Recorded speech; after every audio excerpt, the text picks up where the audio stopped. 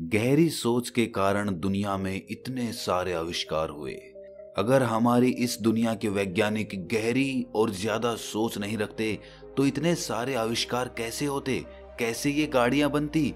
कैसे ये बिल्डिंगें बनती? कैसे ये मशीनें बनती? जरा सोचो। और फिर हम कहते हैं कि ज्यादा सोचना बहुत हानिकारक होता है, वो आपको डिप्रेशन में लेके जाता है। क्या सच में ऐसा ही है?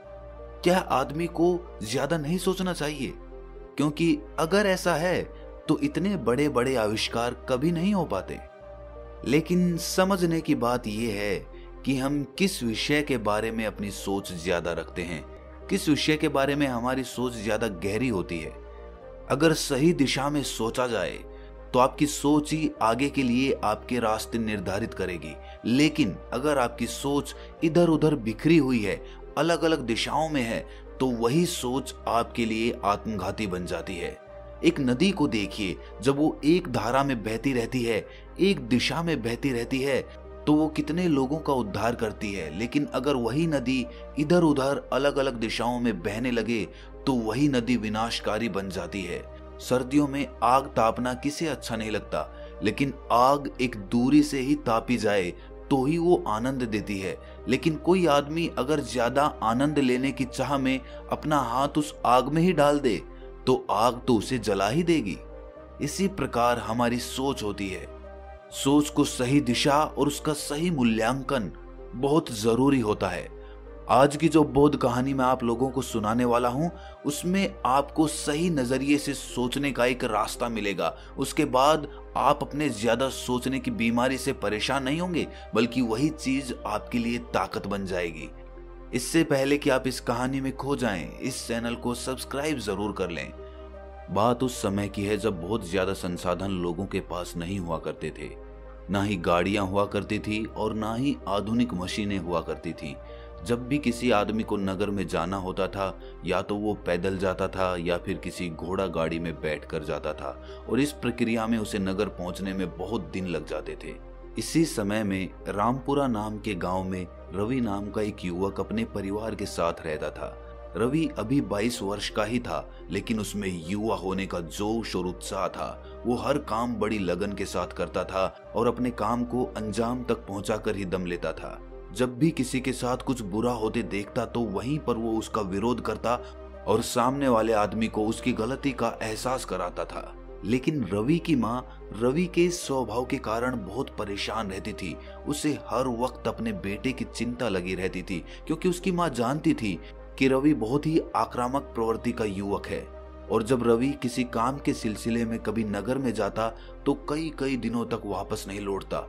इस बीच रवि की माँ अपने बेटे के बारे में सोच सोच कर बहुत परेशान रहती थी।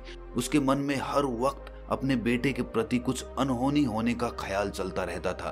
अपने बेटे की चिंता में रवि की माँ कभी कभी तो खाना पीना तक भूल जाती थी और पूरे दिन अपने बेटे के बारे में ही सोचती रहती।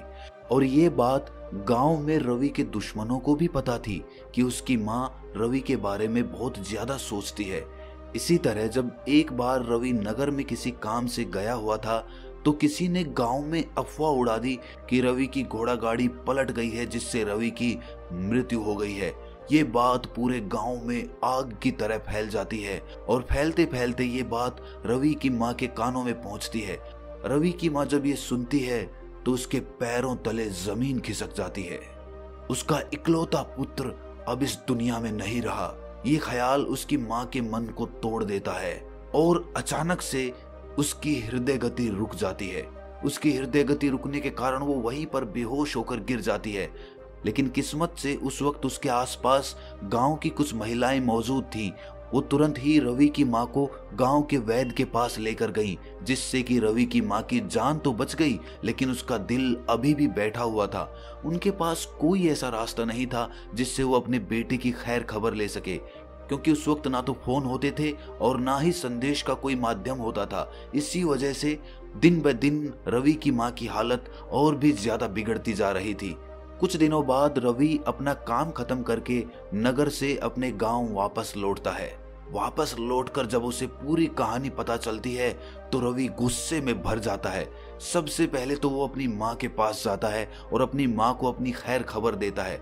अपने बेटे को जिंदा देखकर उसकी माँ की सांस में सांस आती है।